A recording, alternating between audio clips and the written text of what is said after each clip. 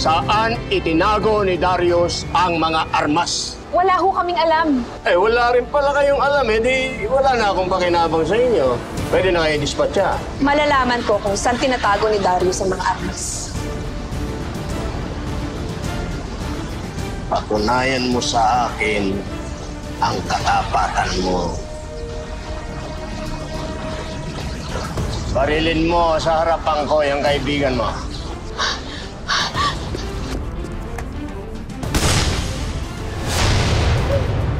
Anong ginagawa niyo rito? Doktor, nasan si Hope? Nahalik kayo ng dating. Tinangay siya ni Adira. Kasama ng ibang mga bata. Wala na rito si Hope. Anak, kailangan na namin umalis.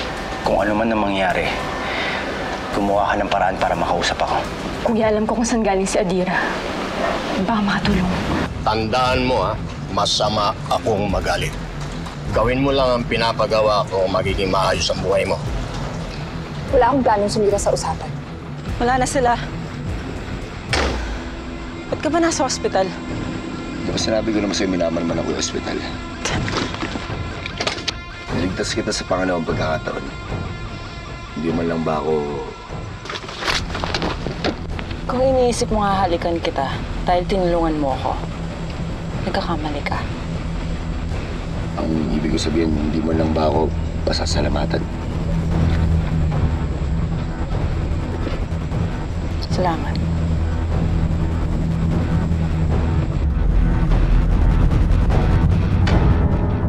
Si Hope yun, yung anak ni Greg at Charity.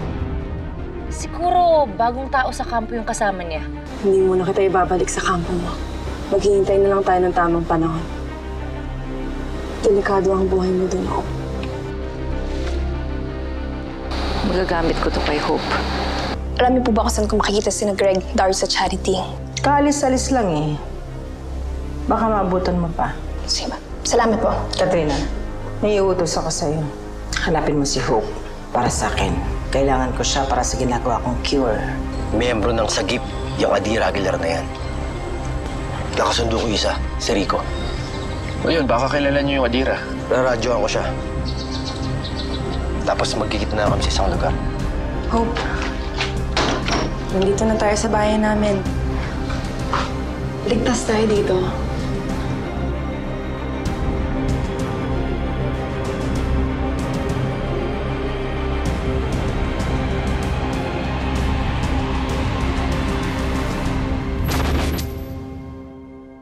Parang ang dami ko na hindi nalalaman sa mga nangyayari dito. Ayaw na rin akong papasukin sa lab. Ako ang may utos nun. Kasi ayokong nakikita mo yung mga infected na pinag-experimentuhan ko. Buntis ka.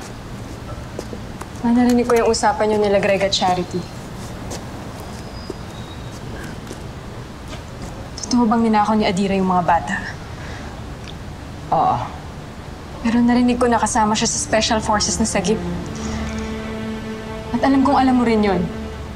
Pero bakit di mo sinabi kila Greg at Charity? Makakasagaba lang sila sa mga plano ko. Pero isa yung anak nila sa mga nawawala. Magiging ina rin ako. Hindi ko gugustuhin na mahiwalay sa akin yung anak ko. At sigurado kong yun din yung pakiramdam ni Charity. O ni Greg. Ako lang bahalang gumawa ng paraan. At ikaw, wag kung ano-anong mga iniisip mo. Iniisip mo naman yung bata.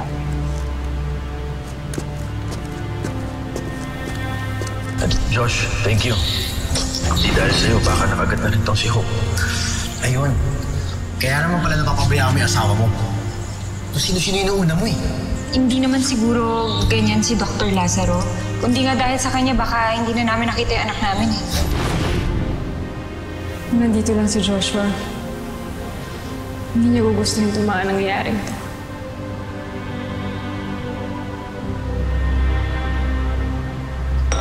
Tulog na yung bata, Tay. Pero nag-aalala pa rin ako sa kalagayan niya eh. Kailangan siya makita ng pamilya niya. Tay, alam ko naman yun. Pero nakabantay yung mga tao yung doktora sa kampo niya. Delikado pa si Hope doon.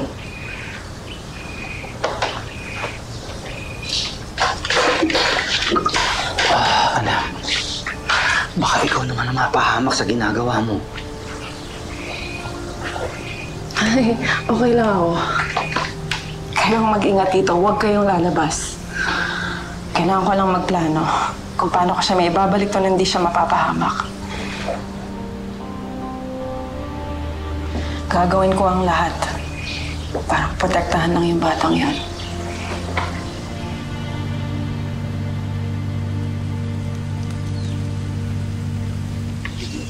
Sana alam talaga niya kung saan matatagpuan si Adira. Sana nga, Han. Gustong-gusto ko nang mayakap ng anak natin eh. Han, kung alam mo lang kung gaano kasaya yung bata nung nalaman niyang buhay ka. Matutuwa yun. Oo, tahanan. Alam mo, sabi sa akin ni sister, magtiwala lang tayo sa Diyos. Kaya nga itinulot ng Diyos na buhay ako, di ba? Para magkasama-sama tayong tatlo uli. Han, maniwala ka, ganun din si Hope. Hindi siya pababayaan ng Diyos.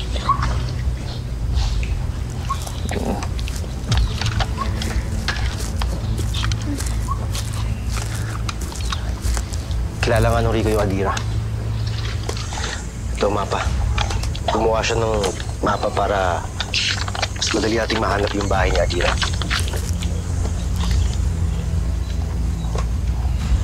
Teka, alam ko yung lugar na to.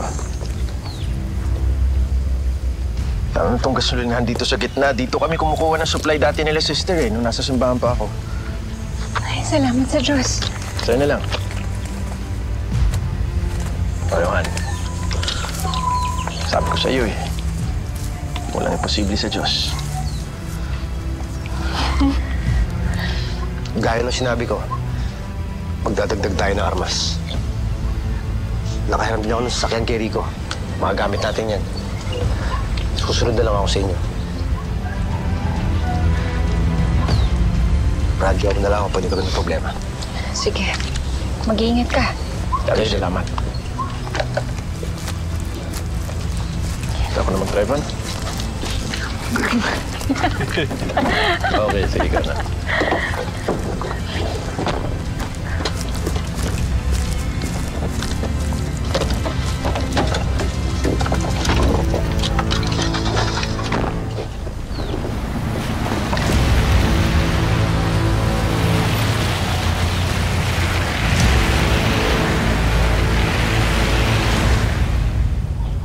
Kawawa ka naman, Hope. Bata ka pa lang. Nahiwalay ka na sa mami mo. Alam ko yung pakiramdam na ganyan. Lumaki rin kasi akong walang nanay.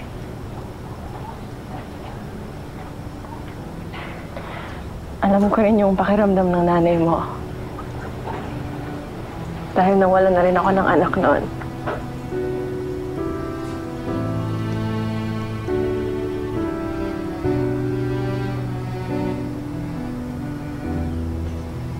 Naalala ko nga siya sa'yo eh. Huwag kang mag-alala. Hindi ako papayag na matulad kayo sa akin. Ibabalik kita sa pamilya mo. Sa mga magulang mo.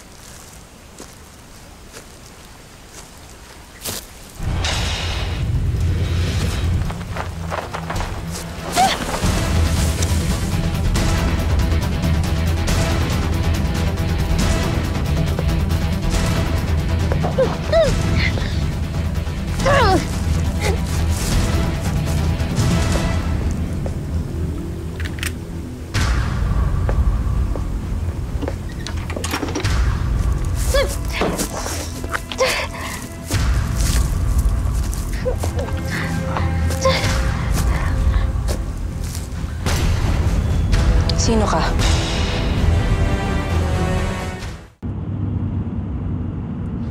Base sa mapa, malapit na tayo.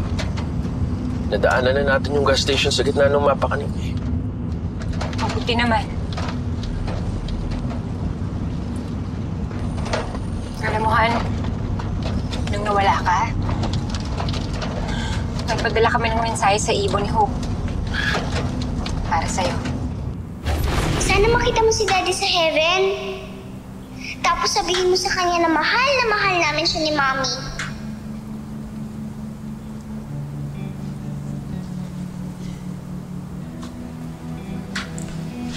Greg, napakahirap mabuhay nang wala ka. Pero alang-alang kay Hope, gagawin ko lahat. Ayokong sayangin yung buhay na ibinuwis mo para mabuhay kami. Gagawin ko ang lahat para protektahan si Hope. Mahal na mahal ka namin, Greg.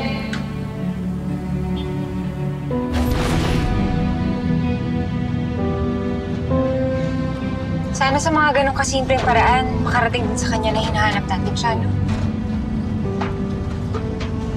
Sana lakasan niya ang loob niya.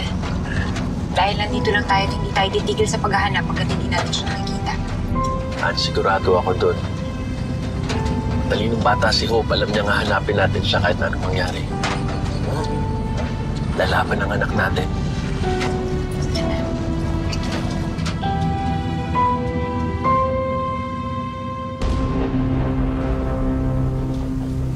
Hindi ako masamang tao. Sino kasabi?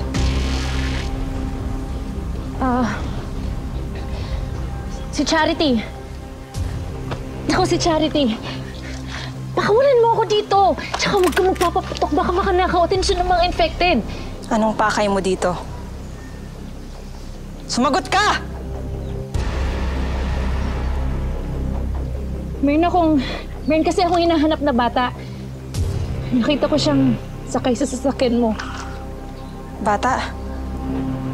Sinong bata? Si Hope.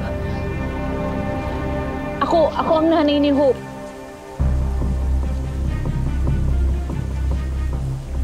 Paano ko mapatutunayan na totoo yung sinasabi mo?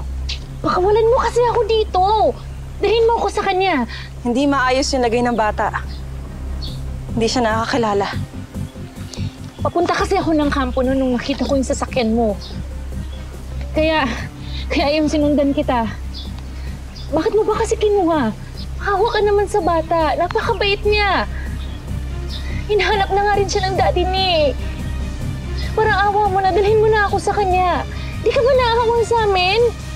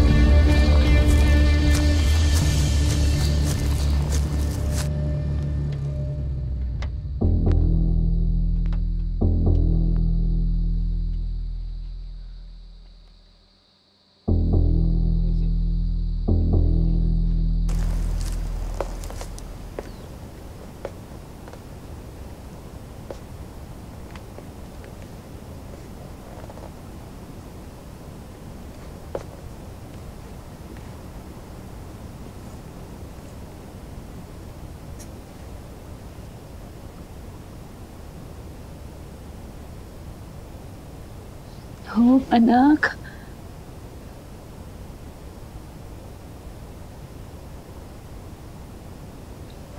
Anak, andito na ang mami, oh. Anak, inaantay ka na ng dati mo.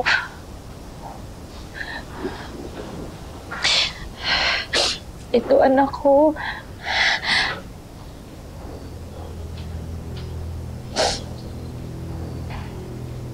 Dala ko yung paborito mong laruan. Di ba favorite pa to? Teddy bear?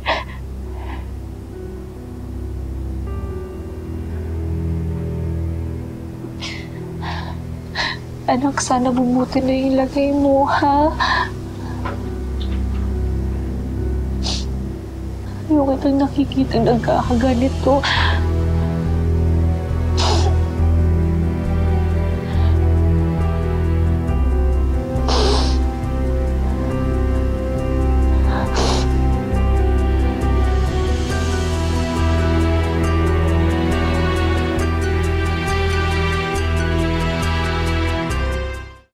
Salamat talaga, ha. Hindi ko alam, meron pa palang mga mabait na tao na katulad nyo ngayon.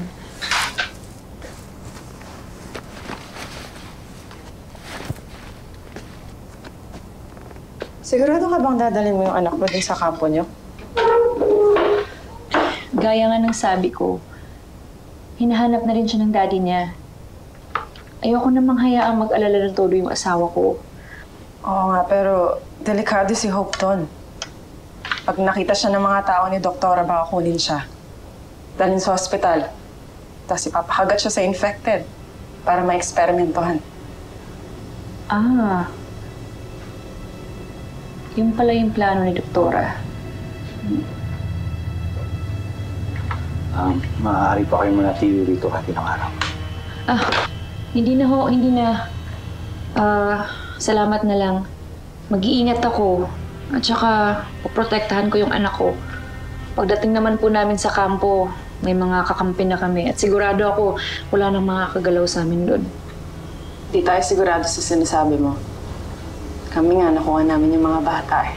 Noon yun. Ngayon nandito na ako. Wala nang kahit sinong makakagalaw sa mga tao doon.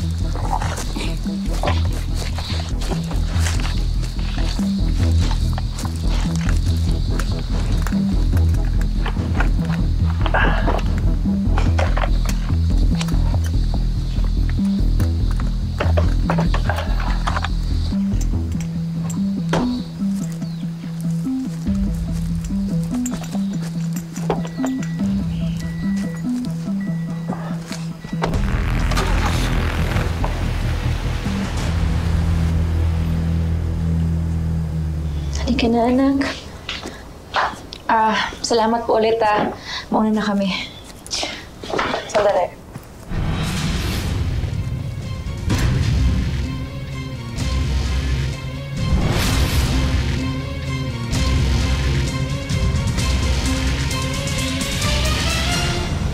Pwede bang nagpaalam mo na ako kay Hope? Sige. Yun lang pala. Dali, pinagbagot ko yung pagkain. Paano nidadala kayo?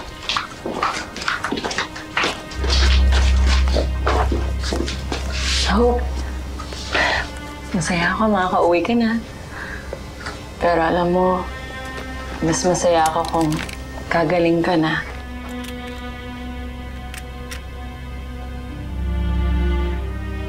Kaya, pahinga ka doon. Pagaling ka, ha? Kita na kayo ng daddy mo. Sigurado magiging masaya ka.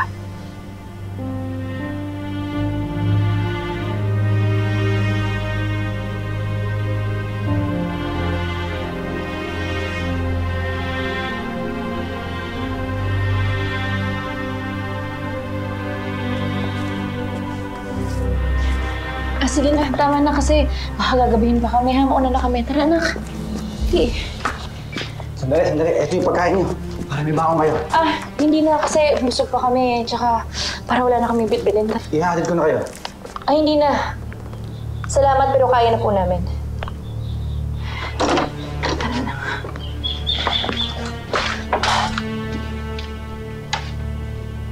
Dad, masama talaga yung kutob ko. Siguro dahil lang nandun yung mga tao ni Doktora, no?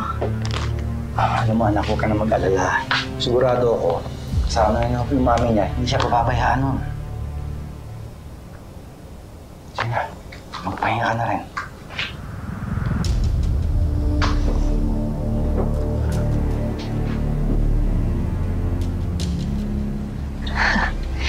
Ang bilis palang uto ng mga yun eh, no? Palibasa, puso yung ginagamit nila. Hindi utak. Ito. Kagaya ng tatay mo.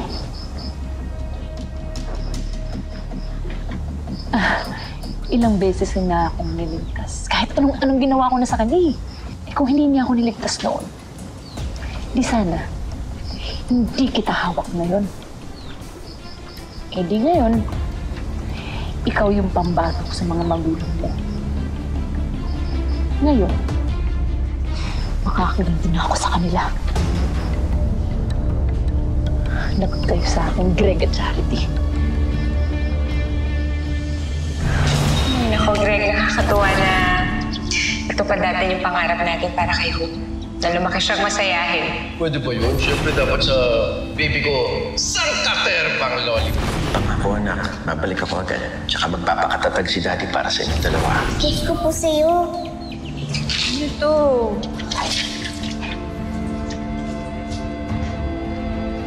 Thank you, anak. Mommy? Daddy?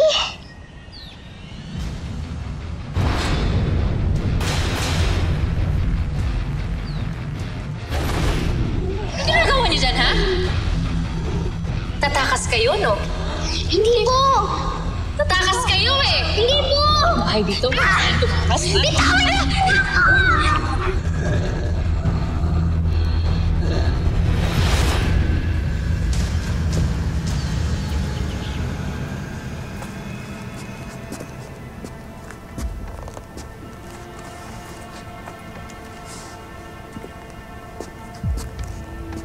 Parang may mali eh. Hindi ko dapat iniyaan umalis sila.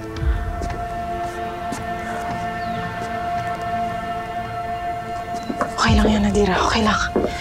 Okay lang. Kasama niya na yung nanay niya. Okay na lahat. Ikaw! Huwag ka maingay! Wag ka! Hindi mo na ako! Nakakatikin ka sa akin. Huwag ka sabi maingay! Ayoko! Kanan ka!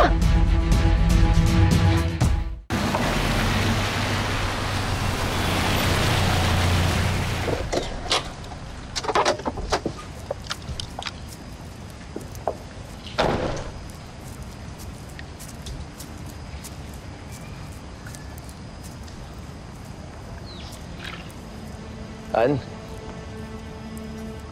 Parang mali ata tayo ng lugar na napuntahan, ah. Akala ko ba alam mo yung lugar na to?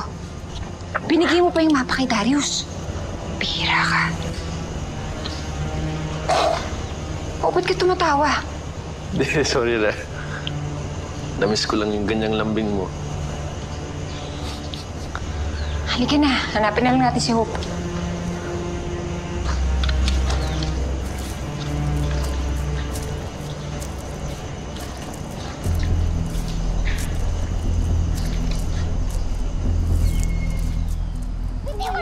Nakakatikin ka sa akin. Huwag ka sabi maingay!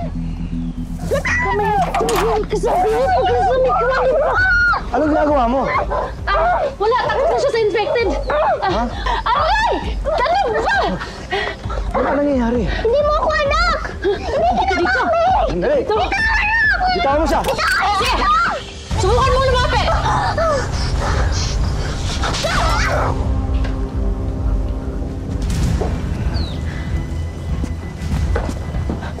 Putok ng baril yun, ah. Baka na doon si Hope. Itong galingan.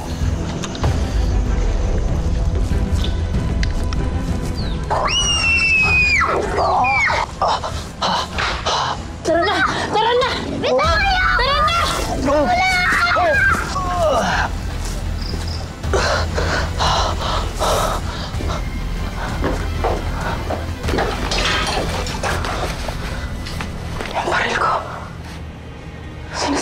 ba? Tay! Tay! Ano nangyari? Hindi niya tunay na mami. Hindi niya tunay na mami ni Opie. Tulungan mo yung bata. Sige na. Tay, hindi kita pwedeng iwan na. Marin ka. Huwag mo intindihin kaya ko sarili ko. Sige na, baka maumusa ka ng oras. Iligtas mo yung bata. Sige na! Iligtas mo yung bata. Sige na, kaya ko sarili ko. Kita. Pumasok ka na sa loob. Oo, sige, sige. Babalikan kita.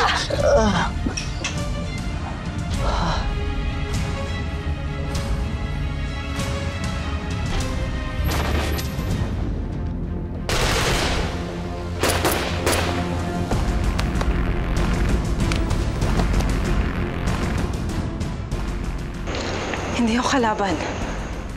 Walang nangyayari sa mga gamot na ginagawa ko. Infected pa rin sa Yel. So nandamay ka pa ng mga bata, wala naman palang nangyari. Evangeline, tama na sa pagsasayang ng buhay! Pero kailangan ko makakita ng cure para sa anak ko. Anak mo? Malaki na pinagbago ni Doktora simula nung nawala si Joshua. May tinatagong infected si doktora sa ospital. Si Joshua. Mommy? Daddy?